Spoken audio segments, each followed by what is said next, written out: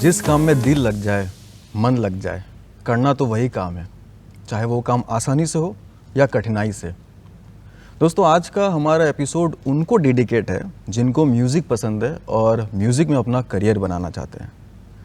नमस्कार दोस्तों, मैं हूं अंकित और आप सभी का स्वागत करता हूं हमारे आज के विशेष कार्यक्रम में। कैसे हैं आप सब? मुझे लगता है आप सब ठीक ही होंगे। तो दोस्तों, आज का जो हमारा कार्यक्रम है वो है डीजे यानी डीजेइंग के ऊपर। 3, 2, 1, let's go!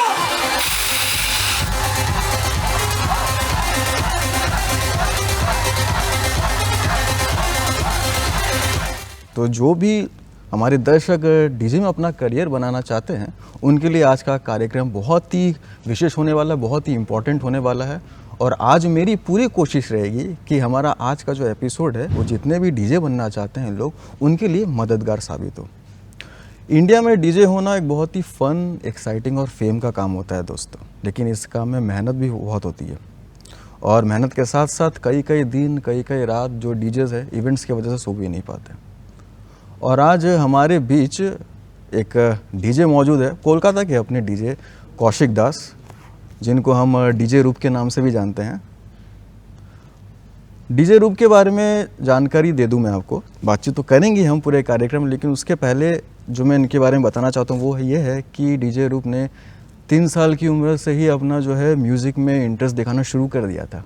और उसके बाद इन्होंने इंडियन क्लासिकल सिंगिंग की ट्रेनिंग भी ली। फिर उसके बाद इन्होंने डीजे बनने की ट्रेनिंग ली। डीजे बनने के बाद दोस्तों इन्होंने कई सारे कॉलेज इवेंट्स में परफॉर्म किया, कई सारे बड़े टीवी चैनल्स ने इनके साथ कॉलैब भी किया है, कई सारे इवेंट्स में भी इन्होंने परफॉर्म किया है। World's biggest dance music festival Tomorrowland और Asia's biggest music festival Sunburn में भी इन्होंने परफॉर्म किया है। साथ ही दोस्तों ये एक एनजीओ में भी डीजे बनने की ट्रेनिंग देते हैं, डीजे टीचर है। ये अपनी हायर स्टडीज़ भी कर रहे हैं और साथ ही एक मल्टीनेशनल कंपनी में दोस्तों ये सॉफ्टवेयर इंजीनियर भी है। तो कौशिक दास, आपका बहुत बहुत स्वागत है हमारे आज के इस कार्यक्रम में। और जैसे कि thank you so much. DJ जब आते हैं स्टेज में परफॉर्म करने तो मैं भी बोलना चाहूँगा कि डीजे रूप in the house. Thank you. तो रूप जी, मैं आपको डीजे रूप ही बुलाऊंगा हमारे पूरे जी कार्यक्रम में। बिल्कुल। तो जो सबसे पहला सवाल है डीजे बनने का वो है कि एक डीजे करता क्या है, डीजिंग होती क्या है।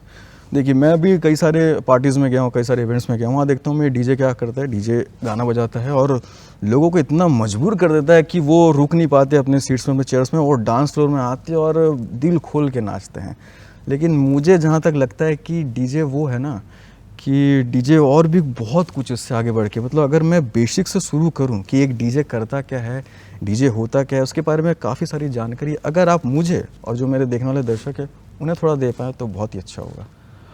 तो हाँ, आपने, अगर मैं बताऊं तो आपने बहुत हद तक बेसिक डीजे का जो डेफिनेशन है आपने ऑलमोस्ट वो आपने बता ही दिया है। अगर मैं सिर्फ बेसिक डेफिनेशन बताऊं कि एक डीजे करते क्या है, डीजे का काम ये होता है कि आप म्यूज़िक प्ले करके अपने ऑडियंस को एंटरटेन करो।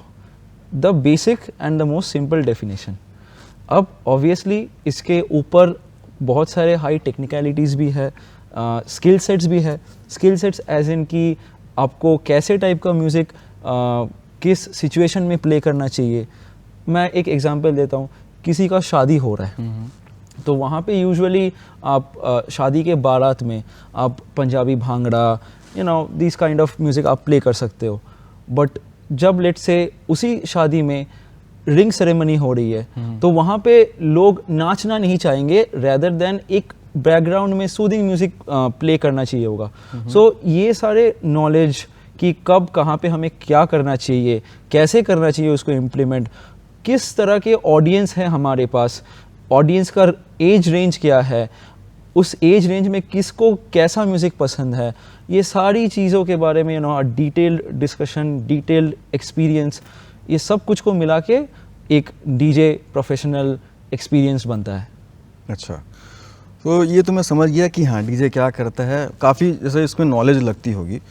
लेकिन जो अगला जो मेरा सवाल है वो ये है कि मतलब आप क्या ये बचपन से ही डीजे बनना चाहते थे कि आपका ये पैशन है कि मुझे डीजे बनना है, डीजेइंग करनी है, ऐसा कुछ था? पैशन तो मेरा अभी भी है, ठीक है, क्योंकि मुझे ऐसा लगता है कि अगर आप में वो जुनून, आप में वो डेडिकेशन नहीं रहा तो आप लाइफ में शायद से कभी आगे ग्रो नहीं कर पाओगे। तो आप कितने भी प्रोफेशनल क्यों ना बन जाए, आप में वो जुनून हर टाइम रहना चाहिए कि मुझे लाइफ में और भी आगे ग्रो करना पड़ेगा, और वो चाहे आप कोई भी फील्ड में हो।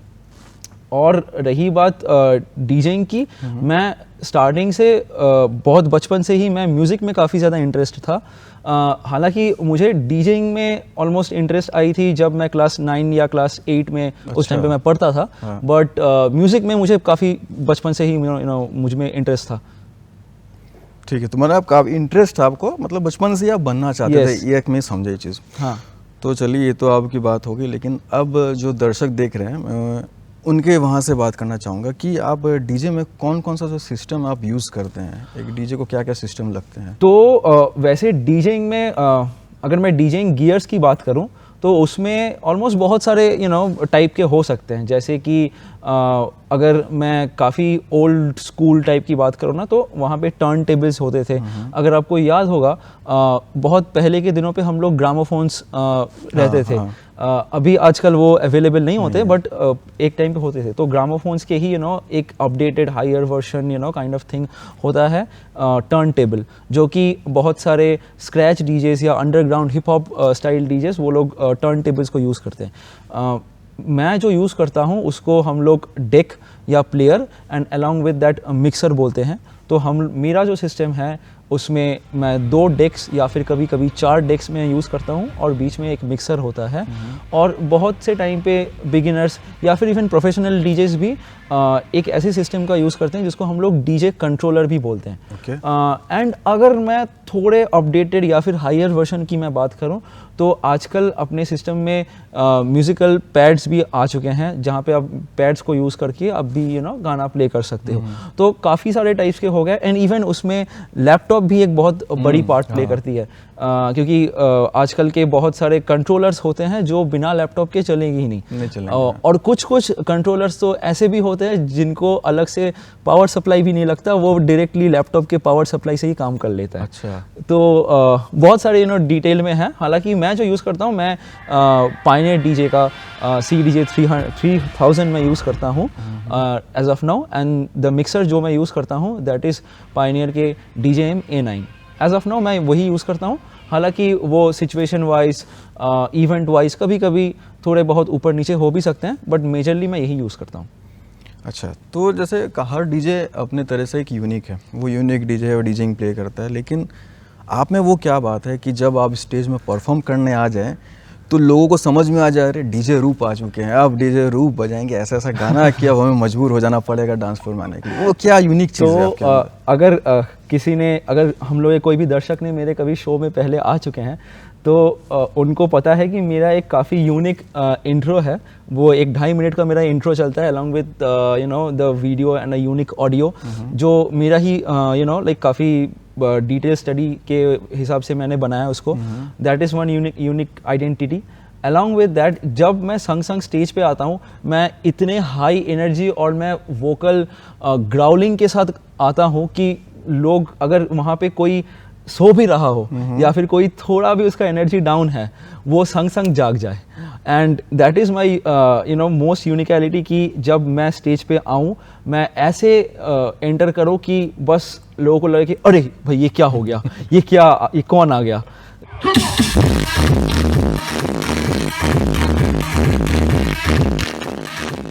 This is my like high energetic start.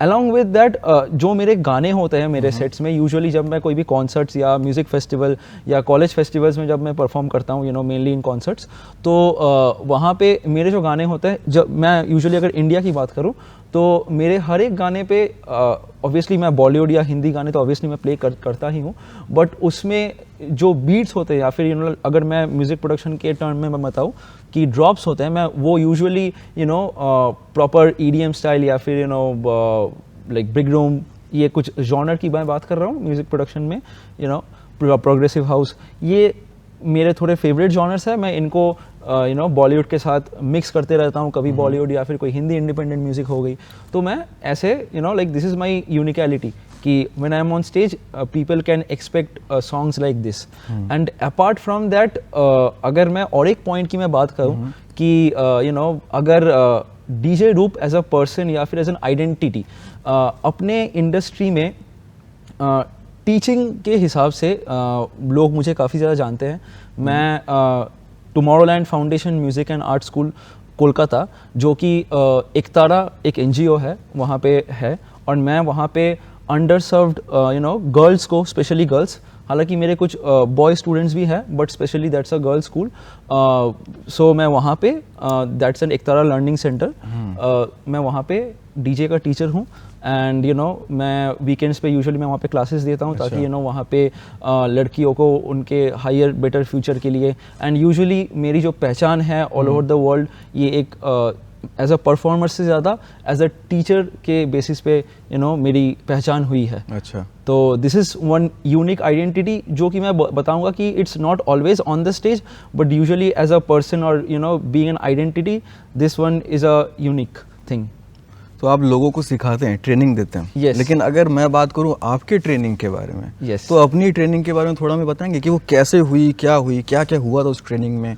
तो आपने जैसे स्टार्टिंग में बताया था कि मैं ऑलमोस्ट 2.5 साल या 3 साल के एज से मैं म्यूज़िक में इंटरेस्ट लेना स्टार्ट कर दिया था। मैं उस टाइम पे म्यूज़िक सीखा नहीं था कहीं पे भी फॉर्मली बट मेरी first on stage performance almost 2.5 साल या 3 साल के एज पे जब मैं एकदम प्री प्राइमरी स्कूल पे था, वहाँ पे मेरे क्लास टीचर ने जस्ट मेरा वॉइस मतलब वोकल टोन अच्छा था तो उन्होंने मुझे स्टेज पे चढ़ा दिया था।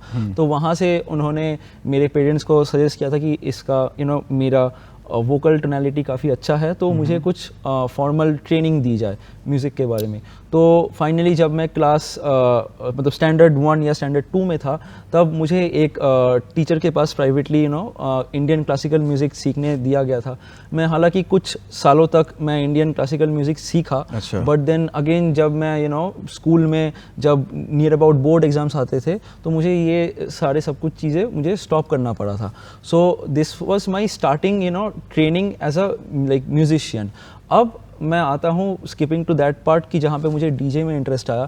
तो जब मैं क्लास 8-9 में जब मैं था उस टाइम पे काफ़ी सारे म्यूज़िक इंटरनेशनल म्यूज़िक चैनल्स आते थे हम लोगों के टीवी में। तो वहाँ पे से like I got interest about this topic as DJ कि DJ क्या होता है, क्या करते हैं ये लोग।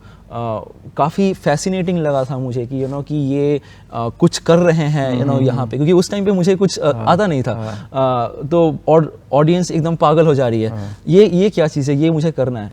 तो दिस इज़ समथिंग कि जो मुझे काफ़ी फैसिनेट की थी। एंड देन फाइनली जब मेरा क्लास 10 का बोर्ड एग्ज़ाम्स ख़त्म हुआ था, मैंने अपने ही एरिया में एक सीनियर DJ के पास प्राइवेटली पहले तो एक बेसिक ट्रेनिंग ली थी। देन लाइक जब मैं क्लास 11-12 स्टैंडर्ड 11-12 में था तब अगेन बोर्ड एग्जाम्स के प्रेशर की वजह से मैं उतनी ज़्यादा शो नहीं कर पाया था बट मैं सिर्फ अपने स्कूल में शो किया था। Then when I came to college मैं इस चीज़ को और भी बहुत ज़्यादा सीरियसली देखने लगा क्योंकि मुझे इस फील्ड में काफ़ी ज़्यादा वास्ट अपॉर्चुनिटीज़ नज़र आ रही थी। एंड तब मैं काफ़ी सारे डिफरेंट कॉलेजेस में as a participant in their DJ battles और maybe in their DJ competitions मैं वहाँ पे एज अ पार्टिसिपेंट मैं पार्टिसिपेट करता था। तो कुछ कॉलेजेस में मैं रैंक होल्डर्स भी रहा हूँ, कहीं पे मैं फर्स्ट हुआ था, सेकंड हुआ था, कहीं मैं थर्ड भी हुआ था। तो मेरे इस एबिलिटी को देख के इंडिया के ऑलमोस्ट वो लोग कह सकते हो कि that is the number 1 DJ academies chain, उनका नाम है पार्टी मैप एकेडमी। तो पार्टी मैप एकेडमी ने उन्होंने अपना उनका जो डीजेइंग एंड म्यूज़िक प्रोडक्शन का कोर्स है उन्होंने मुझे उस चीज़ पे पूरी 100% स्कॉलरशिप दी थी। एंड देन फाइनली जब मैं कॉलेज में 3rd ईयर में था अपने बीटेक के कोर्स के टाइम पे तब मैं उनके गाइडेंस में पार्टी मैप DJ एकेडमी के गाइडेंस में कोलकाता के सेंटर में ही मैंने उनकी ये कोर्स उनके अंडर ही मैंने की थी, that too completely for free. And मेरी ट्रेनिंग आप बता सकते हो कि वहाँ से लाइक एक अच्छे लेवल से स्टार्ट हुई कि जहाँ पे मैंने काफ़ी सारे बड़े इंडिया के DJs के साथ 1-to-1 मैंने बात किया, उन्होंने वो लोग हम लोग को गाइडेंस देते थे। वो लाइक दैट पर्टिकुलर एकेडमी वो लोग काफ़ी सारे इंडिया के बड़े बड़े DJs को एज अ गेस्ट लेक्चरर कभी कभी बुला लेते थे। तो उनसे 1-to-1 डिस्कस करना, बातें करना कि आप लाइफ में कैसे आगे ग्रो कर सकते हो, क्या आपको यूनिक क्या कर सकते हो तो वो काफ़ी हेल्पफुल था you know for as a training. तो उसके बाद से तो यू नो आई गेस ये सबके लिए सबसे बड़ी टीचर होगी यूट्यूब। एंड लाइक आजकल यूट्यूब में इतने सारे ट्यूटोरियल्स है कि यू नो आप वहीं से सब कुछ सीख सकते हो। तो एज अ ट्रेनिंग मैं इतना ही बता सकता हूँ कि इतने सारी चीज़ों से मैंने सीखा है और मैं आज भी मैं सीखता हूँ। क्योंकि मैं ऐसी चीज़ें मानता हूँ कि आपकी सीखने की एबिलिटी कभी भी ख़त्म नहीं होनी चाहिए। एज अ टीचर ये सबसे बड़ी चीज़ है कि यू नो मैं अपने बच्चों को, अपने स्टूडेंट्स को मैं सिखाता हूँ और मैं काफ़ी सारी चीज़ें मैं उनसे भी सीखता हूँ। जैसे कि मैं एक एग्जांपल दे रहा हूँ आपको, मेरे जो स्टूडेंट्स हैं वो आजकल के बच्चे ना काफ़ी ज़्यादा फैशन वाइज यू नो वो लोग काफ़ी ज़्यादा मॉडर्न है। मैं पहले उतना था नहीं, बट जब से मैंने ये टीचिंग स्टार्ट की मैंने अपने फैशन पे काफ़ी ज़्यादा वर्क किया, अपने ग्रूमिंग पे, अपने स्टाइल पे। मैं इससे पहले जब भी मैं यू नो 2 साल 3 साल पहले जब भी मैं शोज़ पे आता था ना, मैं काफ़ी सिंपली एक जीन्स एक टी शर्ट पहन के मैं चला जाता था। आजकल यू नो मेरे स्टूडेंट्स ने मुझे ये सारी चीज़ें सिखाई कि सर आप फैशन पे वर्क करो, ये करो तो आप ज़्यादा अट्रैक्टिव लगोगे। तो दीज आर द थिंग्स जो कि मैं एज ए टीचर होते हुए भी मैं अपने बच्चों से सीखा हूँ। और ये चीज़ मैं यू नो हर टाइम मैं सबको बताता हूँ कि टीचिंग इज़ अ प्रोफेशन जहाँ पे आप लोगों को सिखाते हो and at the same time आप भी सीखते रहते हो। तो you know this is something जो कि मैं आज भी ट्रेनिंग मेरी चल रही है। यू नो मैं हर दिन कुछ ना कुछ सीखना चाहता हूँ। ट्रेनिंग के साथ ग्रूमिंग भी हो रही है। ग्रूमिंग भी हो रही है, करेक्ट। तो मैंने आपसे ट्रेनिंग के बारे में इसलिए पूछा क्योंकि जो भी दर्शक डीजे बनना चाहते हैं उनको भी जवाब मिल जाए कि कैसे वो ट्रेनिंग ले, कहाँ से ट्रेनिंग ले, इस बारे में इसलिए मैं आपसे ये सवाल पूछा। अब जो अगला सवाल है रूप कि वो ये है कि एक डीजे जो उस माहौल में गाना प्ले कर रहा है, बजा रहा है, तो उसके गाने के अलावा उस माहौल में ऐसी और कौन सी चीज़ है जो डीजे को एक अट्रैक्टिव बनाती है, उस माहौल में एक आकर्षक कर देती है लोगों की तरफ कि अरे ये काफ़ी अच्छा डीजे है। ये क्या चीज़ है वो? तो आपकी ऑन द स्टेज आपकी प्रेजेंस कैसी है, आपका पर्सनालिटी, आपका एटीट्यूड, ऑब्वियसली म्यूज़िक स्टाइल, आपका म्यूज़िक स्टाइल यू नो वो सब तो है ही।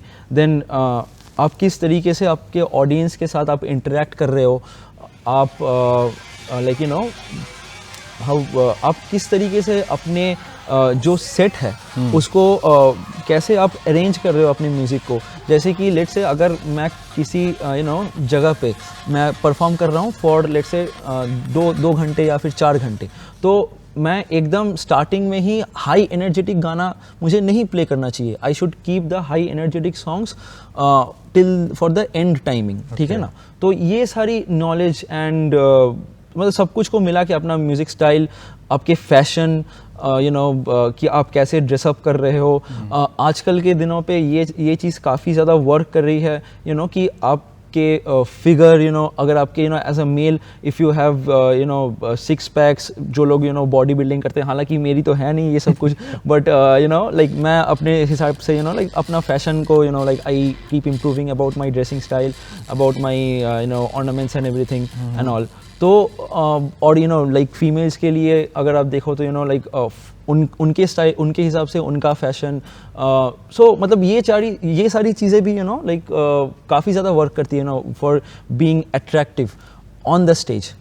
सो या मतलब ये सब कुछ you know as a factor है क्योंकि this is an entertainment industry and आपको आपका बेस्ट देना है टू एंटरटेन योर ऑडियंस। वो चाहे आप ऑब्वियसली एज अ डीजे आपको तो यू नो एज अ अपने म्यूज़िक को यूज़ करके देना ही है, and at the same time अगर आपके पास एडिशनल कुछ भी चीज़ें हो, वो चाहे आपके पास यू नो 6 पैक्स फिगर हो या फिर आपकी अच्छी ड्रेसिंग स्टाइल है या फिर यू नो आप स्टेज पे शायद से क्या पता यू नो आप प्ले करते करते आप यू नो डांस कर रहे हो, यू नो एडिशनल चीज़ें।